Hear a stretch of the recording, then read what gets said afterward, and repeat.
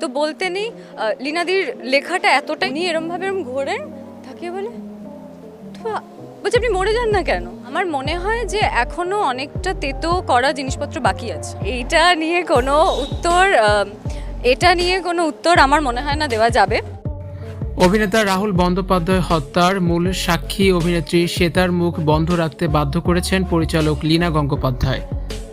শ্বেতাকে গৃহবন্দী করে রেখেছেন তিনি। মুখ খুললে শ্বেতাকেও মেরে ফেলা হবে, এমনই হুমকি দেওয়া হয়েছে তাকে। এবার বেরিয়ে আসছে চাঞ্চল্যকর তথ্য। রাহুল মারা গেলেন, কিন্তু তার সহ অভিনেত্রী শ্বেতা সঙ্গে সঙ্গেই নিখোঁজ। এটা কোনোভাবেই মেনে নিতে পারছেন না নেটিজেনরা ও সাধারণ দর্শকেরা। শ্বেতা কি তবে লীনা গঙ্গোপাধ্যায়ের আজ্ঞা পালন করতে বাধ্য হচ্ছেন? সমুদ্রের সেই ঢেউয়ের আড়ালে কি অন্য কোনো সত্য লুকিয়ে ছিল যা শ্বেতা দেখে ফেলেছিলেন? প্রশাসনের হস্তক্ষেপ ছাড়া কি শ্বেতাকে খুঁজে বের করা সম্ভব? এখন নানান প্রশ্ন ভক্তদের মনে। জানা গেছে ভোলে বাবা পার্কারেগা ধারাবাহিকের আউটডোর শুটিং চলছিল তালসারীর সমুদ্র তীরে। সেখানে রাহুল ও শ্বেতার একটি দৃশ্য ধারণের সময় হঠাৎই উত্তাল সমুদ্রের ঢেউয়ে তলিয়ে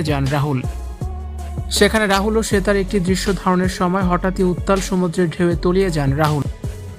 সেই মুহূর্তে শ্বেতা তার সঙ্গেই ছিলেন, কিন্তু অভিযোগ উঠেছে এই ঘটনার প্রকৃত কারণ যাতে জনসম্মুখে না আসে সেজন্য শ্বেতাকে কার্যত গৃহবন্দী করে রাখা হয়েছে এবং তাকে প্রাণনাশের হুমকি পর্যন্ত দেওয়া হয়েছে। ঘটনার সময় উপস্থিত থাকা ধারাবাহিকের আরেক জনপ্রিয় অভিনেতা সিদ্ধার্থ সেন এবার নীরবতা ভেঙেছেন। তিনি জানান রাহুল ও শ্বেতার শেষ শটটি দেওয়ার সময় তিনিও একদম কাছেই ছিলেন। সিদ্ধার্থের দাবি সেদিন সমুদ্রের পরিস্থিতি বা শুটিংয়ের নিরাপত্তা ব্যবস্থার কোনো ত্রুটি ছিল কিনা তা খতিয়ে দেখা দরকার।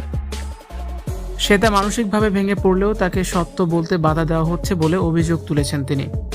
লীনা গঙ্গোপাধ্যায়ের বিরুদ্ধে ওঠা এই গুরুতর অভিযোগ নিয়ে ইতিমধ্যে টলিউড পাড়ায় কানাঘোষা শুরু হয়েছে। শ্বেতাকে কেন জনসম্মুখ থেকে দূরে রাখা হয়েছে এবং কেন তাকে হুমকি দেওয়া হচ্ছে সেই প্রশ্ন এখন সাধারণ মানুষের মনে। সমুদ্রের ঢেউয়ে রাহুল ডুবে যাওয়ার পেছনে কোনো নিরাপত্তা ঘাটতি ছিল কিনা তা নিয়ে প্রশ্ন উঠেছে। শ্বেতা মুখ খুললে কোনো প্রভাবশালীর নাম সামনে চলে আসবে কিনা তা নিয়ে সন্দেহ বাড়ছে। দর্শকরা ও রাহুলের ভক্তরা এই ঘটনার উচ্চ পর্যায়ের তদন্ত দাবি করছেন। পরিকল্পনা করেই রাহুলকে মেরে ফেলা হয়েছে তালসারীর সমুদ্র তীরে। ভিউয়ার্স, এই বিষয়ে আপনাদের মতামত অবশ্যই কমেন্টস করে জানান, আর ভিডিওটি অবশ্যই শেয়ার করার অনুরোধ রইল।